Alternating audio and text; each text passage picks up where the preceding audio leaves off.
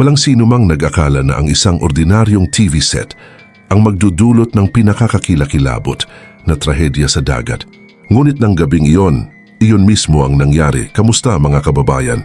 Ngayong gabi magbabalik tanaw tayo sa Pebrero 27, 2004. Ang gabing isang mapayapang barko ay biglang naging nagliliyab na impyerno sa karagatan.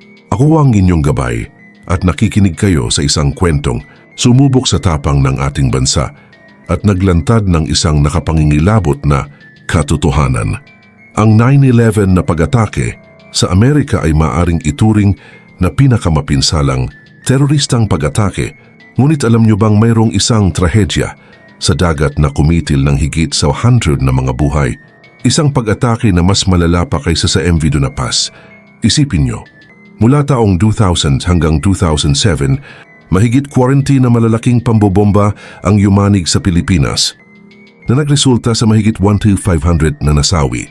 Sa kabila nito, ang trahedyang ating tatalakayin ngayong gabi ay natatangi at mas komplikado dahil ang mismong pinangyarihan ng krimen, ang barko, ay lumubog at nanatili sa ilalim ng dagat sa loob ng 5 buwan bago tuluyang maimbestigahan.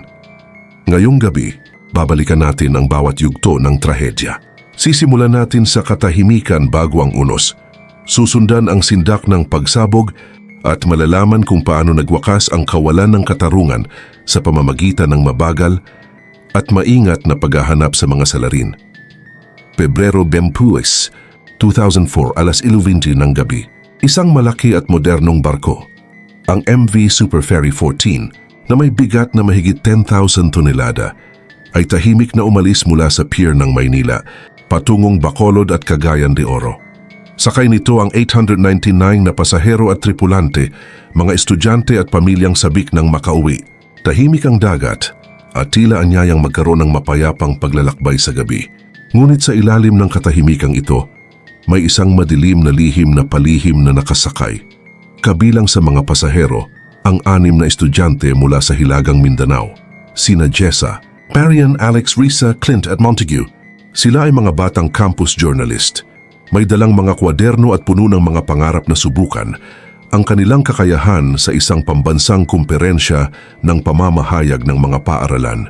Habang sila ay naghahanda upang matulog, sa ibang bahagi naman ng barko, isang lalaking may dalang simpleng kahon ay mahinahong pumasok sa loob.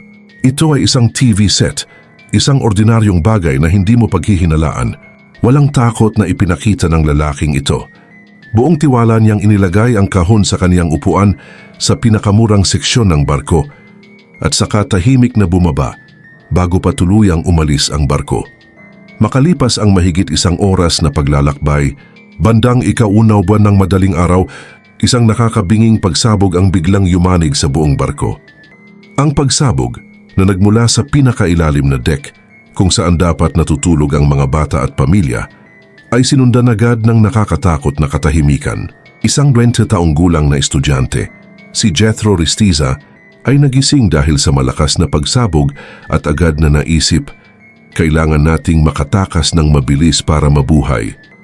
Mula sa kaniyang ibabang higaan, narinig niya ang mga daing at hiyaw ng mga nagpupumikit na pasahero. Si Echnongetus Lucille Tesoro, ang tagapayo ng mga batang mamamahayag, ay mariing inihagis ng pagsabog. Ang pinto ng kanilang kabin ay nabakli mula sa mga bisagra at siya ay napadapa sa sahig. Mabilis at malupit na kumalat ang apoy sa buong barko tulad ng isang gutom na halimaw. Si Kapitan Seferino Manzo, sa kabila ng kaniyang takot, ay agad na nag-utos na lisanin ang barko bandang ika-1 ng madaling araw. Ang desisyong ito ay nagligtas ng daan-daang buhay. Ibinaba ang mga lifeboat, ngunit para sa marami, ang tanging pagpipilian ay ang nakakatakot na pagtalon sa dagat. Isang buntis na nakaligtas, na may kondisyong placenta previa, ay buong tapang na tumalon mula sa mahigit 20 talampakan ang taas. May bit-bit siyang isang takot na 11 taong gulang na estudyante at ang kaniyang hindi pa isinisilang na anak. Nang lumagpak siya sa tubig, ang tanging nasa isip niya ay, ang aking pag-asa ay higit na malakas kaysa sa lahat ng aking nararamdamang takot. Ang dating marangyang Super Ferry ay naging isang nagliliyab na piging ng kamatayan sa gitna ng dagat Sa mga unang oras at araw pagkatapos ng trahedya, ang kinatatakutang grupong Abu Sayyaf ay bigla at walang pag-aalinlangang nag-angkin ng responsibilidad sa pamamagitan ng isang tawag sa isang lokal na istasyon ng radyo. Ang kanilang tagapagsalita, si Abu Sulaiman, ay nagsabing ang pambobomba ay paghihiganti para sa diumano'y pang-aabuso sa mga Muslim sa Mindanao. Ngunit sa kabila ng malinaw na pag-amin na ito, ano ang naging tugon ng ating pamahalaan? Nalungkot at nag-alinlangan, si Pangulong Gloria Macapagal Arroyo ay mabilis na tinanggihan ang pahayag at tinawag itong isang kathal lamang ng mga manloloko. Matatag niyang iginiit na ang investigasyon ay tumuturo sa isang simpleng pagsabog ng gas o isang aksidente lamang sa makina. Dito nagsimula ang isang madilim na kabanata ng panlilinlang at pagtatakip.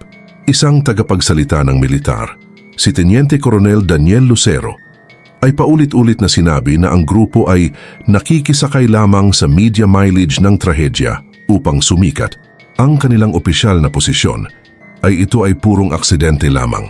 Ngunit ang mga nakasaksi, ang mga pasaherong nakaranas ng sindak, ay may magkakatugmang mga salaysay. Lahat sila ay nakarinig ng malakas na pagsabog bago ang apoy. Isang opisyal ng Maritime Industry Authority ang hayagang nagpahayag ng pagdududa tungkol sa teoryang sira ng kuryente. Ang tunay na kwento at ang ebidensya ay nasa ilalim ng dagat sa loob mismo ng lumubog na barko. Sa loob ng 5 mahabang buwan, ang MV Super Ferry 14 ay nanatiling nakabaligtad sa mababaw na bahagi ng Luk ng Maynila. Ang mga labi nito ay pinagmumultuhan ng mga bangkay ng mga pasahero. Kinailangan ng 5 buwan ng masipag at mapanganib na gawaing pag-iinhinyero upang muling iangat ang napakalaking sasakyang dagat bago tuluyang masuri ito ng mga forensic expert. Nang tuluyang mabuksan ang loob ng barko, ang nakita nila ay hindi simpleng aksidente. Ang mga baluktot na bakal ang pattern ng pagkasunog at ang natatanging pinsala ay tumugma lamang sa iisang bagay, isang malakas na pagsabog mula sa isang bomba. Ang orihinal na teorya ng pamahalaan ay nagkawatak-watak, Oktubre 11, 2004. Kinumpirma ni Pangulong Gloria Arroyo ang hindi mapaniniwalaan. Ang pagsabog ng Super Ferry 14 ay hindi aksidente kundi isang malamig na dugong gawa ng terorismo. Ang trahedya ay kumitil ng 160 na buhay. Sa simula ay ibinasura bilang aksidente, ngunit ang investigasyon ay nagbunyag ng isang higit na masamang katotohanan. Sa loob ng pagkawasak ng ilalim na deck ng barko, natuklasan ng mga forensic expert ang isang binuwag na telebisyon mula sa dekada 1990. Sa loob ng kaniyang casing ay nakalagay ang mga bloke ng TNT. Ang ebidensya ay tumuturo sa kilusang Raja Sulaiman at sa kilalang Abu Sayyaf. Ang mga pangalang ito ay malapit ng maiugnay sa isang pandaigdigang network ng terorismo. Sa mga lihim na pinagtataguan, ang mga militanting leader tulad ni Gaddafi Janjalani ay nagplano. Ang kanilang sandata ay hindi lamang mga paputok, ito ay ang elementong sorpresa. Para sa mga pamilya, ang pag-amin ay nagdala ng dalamhati at galit. Ang magang pagtanggi ng pamahalaan ay naantala lamang ang masakit na katotohanan ng kanilang pagkawala. Si Redondo Caindeloza, gamit ang alias na Arnulfo Alvarado, ay mahinahong lumakad sa boarding ramp ng 10,000 toneladang barko. May dala siyang simpleng kahon na naglalaman ng TV set. Walang naghinala na ito ay isang bomba na pumuputok ayon sa oras, nakatakda para sa ilalim ng mga higaan. Iniwan ni De Loza ang telebisyon sa isang masikip na sulok ng pinakamurang pasaheroang lugar at bumaba bago tuluyang lumayag ang barko. Sa gitna ng dagat nag-unaw ang katahimikan. Isang napakalaking shockwave ang pumunit sa katawan ng barko na nagpadala ng mga bula at mga labi sa kailaliman ng dagat. Ang motibo ay nakakapangingilabot na malinaw, panunundot. Ang Abu Sayyaf ay humingi ng pera para sa proteksyon mula sa kumpanya ng barko, ang WGNA. Nang tumanggi ang kumpanya na magbayad, ginawa ng mga militanteng grupo ang Dagat Mindanao na isang kontrolado at pagal na teritoryo para sa lahat ng naglalayag doon. Ito ay hindi isang nakahiwalay na insidente. Ang mga ugnayan sa Al-Qaeda ay nagpapakita na ang lokal na panunundot na ito ay bahagi ng isang mas malaking pandaigdigang sapot ng terorismo. Ang pagkawasak ng Super Ferry ay nananatiling isang nakakatakot na paalala ng mga buhay na nawala at ng madilim na katotohanan sa likod ng paghahari ng takot ng Abu Sayyaf. Ang plano ng Abu Sayyaf sa ilalim ng pamumuno ni Janjalani at Sulaiman ay hindi tumigil sa Super Ferry 14. Ang kabuang balak ay mas malaki at mas nakakatakot, isang sabay-sabay na pag-atake sa iba't ibang bahagi ng Metro Manila. Ayon sa intelihensya, matapos arestuhin si De Loza, natuklasan ng mga autoridad ang isang imbakan ng TNT sa kaniyang bahay sa lungsod Quezon. Si De Loza ay dinakip na nagbunyag ng lalim ng pagsasabwatan na nakatago sa mismong puso ng lungsod. Ang mga paputok na ito ay dapat gamitin sa isang malawakang pambobomba na tulad ng sa Madrid. Ang mga shopping mall, istasyon ng tren, isang depo ng langis at iba't ibang embahada ng dayuhan ay lahat nasa kanilang listahan ng mga target. Si National Security Advisor Norberto Gonzales ay naglarawan sa Abu Sayyaf bilang sa ngayon ang pinakadelikadong grupo sa bansa. Sila ay aktibong humahanap ng suporta mula sa mas malalaking teroristang network na nagbabantang itapo ng bansa sa isang mas malawak at hindi kilalang digmaan. Ang Pilipinas ay nasa bingit, isang magandang lungsod na walang kamalay-malay sa aninong bumabalot sa kaniyang abot tanaw. Ngunit ito ay hindi lamang isang kwento ng kamatayan at takot. Ito ay ismo't kwento ng hindi matatawarang katatagan ng Pilipino. Natutunan natin ang mahahalagang aral sa pamamagitan ng buhay ng mga tumindig ng matatag laban sa kadiliman. Si Ginga Lucille Tesoro, isang tagapayo ng paaralan at nakaligtas, ay muling nagbalik tanaw makalipas ang 15 taon. Ang kaniyang boses ay nananatiling puno ng hindi maipaliwanag na pag-asa. Sabi niya noon, iisa lamang ang mas malakas kaysa sa takot at iyon ay ang pag-asa. Ang estudyanteng kasama niya ay nakaligtas at ang kaniyang hindi pa isinisilang na anak ay nalampasan ng lahat ng mga pagsubok at ngayoy isang malusog na nagdadalaga. Ang kaniyang patotoo ay isang makapangyarihang paalala ng lakas na matatagpuan sa pananatiling buhay.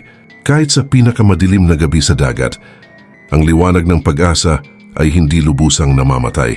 Ang diwa ng Maynila ay patuloy na nagliliwanag sa ilalim ng isang langit ng matibay na kapayapaan at pangako. Ang kalamidad na ito ay nagsilbiring isang mabangong panawagan para sa buong mundo. Dahil sa trahedya ng Super Ferry 14, ang International Ship and Port Facility Security Code ay sa wakas ay ipinatupad noong Hulyo 1, 2004, ilang buwan lamang matapos ang trahedya. Ang batas na ito ay naglatag ng pandaigdigang pamantayan para sa seguridad ng pantalan at barko na nagbabawal sa mga katulad na panghihimasok sa ating bansa. Ang dating simpleng pagsakay sa barko ay lubusang nagbago. Ang mga sea marshal at asong panlaban sa bomba ay naging permanenteng bahagi ng seguridad sa pantalan at ang inspeksyon ng mga bagahe ay naging mahigpit. Makalipas ang maraming taon, ang paghahanap sa mga utak ng karumaldumal na krimeng ito ay nagwakas. Si Gaddafi Janjalani ay napatay sa isang engkwentro noong 2006 at si Abu Sulaiman ay sinundan noong 2007. Bagamat ang ilan sa kanilang mga tagasunod ay nahuli, ang madilim na impluensyang iniwan nila sa kasaysayan at ang mga aral na kanilang iniwan ay nananatili. Ang kaso ng Super Ferry 14 ay nagsisilbi na ngayong isang mahalagang case study para sa mga ahensya ng intelihensya kung paano ang isang maliit na grupo ay maaaring magdulot ng isang pambansang trahedya. Sa huli, ang Super Ferry 14 ay higit pa sa isang lumubog na barko. Ito ay isang simbolo ng pighati ng pagkabigo ng pamahalaan, ngunit higit sa lahat ng walang kamatayang diwang Pilipino. Inilantad ng trahedya ang isang kahinaan sa ating sistema, ngunit nagbigay din ito daan sa mas matatag na seguridad na nararanasan natin ngayon sa bawat oras na tayo ay naglalakbay. Kung mayroon kayong nais idagdag o kung mayroon kayong mga kwento tungkol sa trahedyang ito, mangyaring ibahagi ito sa comment section. Ito ay bahagi ng ating kasaysayan na hindi natin dapat kalimutan. Ang pag-alala ay isang paraan ng pagbibigay pugay at ang pag-alam sa katotohanan ay isang hakbang tungo sa mas ligtas na kinabukasan. Salamat sa pakikinig. Hanggang sa muli nating paglalakbay sa ating kasaysayan.